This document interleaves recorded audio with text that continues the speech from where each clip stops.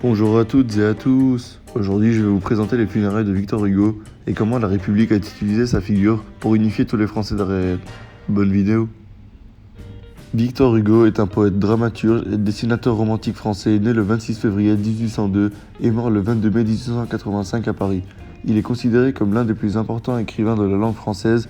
Il est aussi une personnalité politique et intellectuelle engagée qui a un rôle idéologique majeur et occupe une place marquante dans l'histoire des lettres françaises au XIXe siècle, dans des genres et des domaines d'une remarquable variété.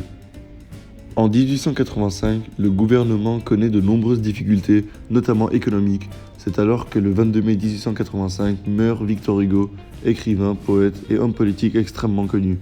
Il est célèbre autant pour ses œuvres Les Misérables et La Légende des siècles que pour ses combats en faveur de la République, notamment pendant le Second Empire. Le gouvernement organise de grandes funérailles nationales qui permettent de réaffirmer l'unité de la nation. Victor Hugo, célébré comme un symbole du régime, est enterré au Panthéon, une église qui devient alors, via une loi, le lieu d'inhumation des grandes figures républicaines. Le 1er juin 1885, la dépouille de Victor Hugo est conduite au Panthéon. Le poète est décédé 10 jours plus tôt, à 83 ans, en l'avenue qui porte son nom.